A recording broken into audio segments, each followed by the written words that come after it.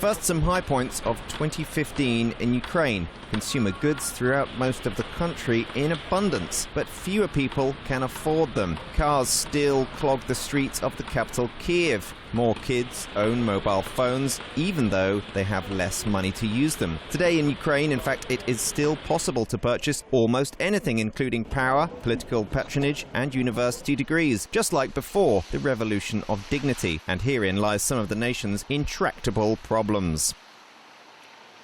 But let's start with Russia's invasion of Ukraine. Combined Russian-separatist attacks on Ukrainian government troops in the east of the country abated, but only briefly. Millions of Ukrainians are arguably today better protected from Russian military aggression than they were a year ago, but it didn't look like it would start out that way in the beginning of the year. Violence continued in eastern Ukraine at the start of the year, and at least 7 civilians were killed and a dozen injured in an attack at a bus stop in the militant-held city of Donetsk on January 22nd, while a day later in Mariupol, a car dashboard camera showed shells exploding in a residential area. Mariupol's city administration said Russian-backed fighters had killed at least 30 people and injured 83 others by firing rockets from long-range Grad missile systems. Russian-backed militants denied responsibility for the attack. The leaders of Russia, Ukraine, France and Germany prepared to meet in Minsk on February 11th to try to hammer out a peace plan to end the 10-month conflict, which had already killed over 7,000 people. Ukrainian President Petro Poroshenko, Russia's Vladimir Putin, Germany's Chancellor Angela Merkel and French President François Hollande on February 15th agreed on a peace deal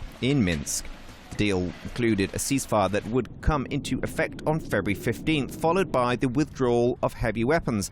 But both sides were accused of breaking the ceasefire in the following days, and the Russian invasion of Debaltseve in the Donetsk region, followed by destruction of Donetsk airport, was a stark reminder of the havoc Russia had already caused. Kremlin leaders throughout 2015 implausibly denied sending its forces and weapons to East Ukraine, despite what the West says is irrefutable proof. NATO held its biggest drills for decades, with alliance members sending troops and heavy armor to bolster the eastern flank approaching the Russian border, where Moscow has positioned over 100,000 battle-ready troops. In response, NATO announced it would boost its so-called Rapid Reaction Force to around 40,000 over the coming years. But Baltic and Eastern European countries said the force should be permanently based in the region in order to provide a real and present deterrent against Russian aggression.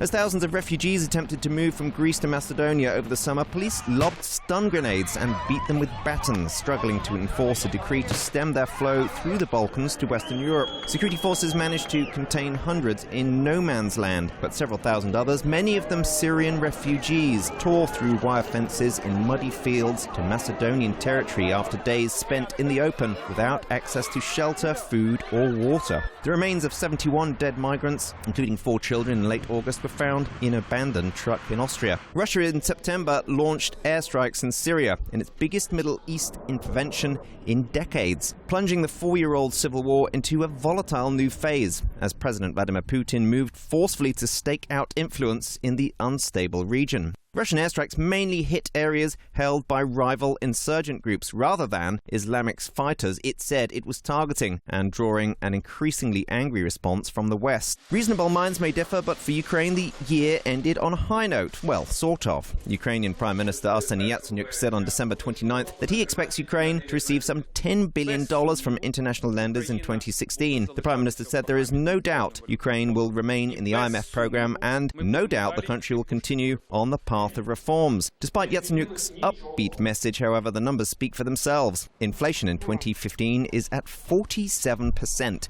Consumer prices have risen more than 40%, while gross domestic production in the third quarter of this year decreased by 7% compared to the same period in 2014. But one ray of hope amid all the dark news was the European Commission's decision to approve Ukraine's visa-free regime with the European Union. The decision still needs to be ratified by the European Parliament, but it looks like from mid-2016, Ukrainians will finally have freedom of movement across the continent.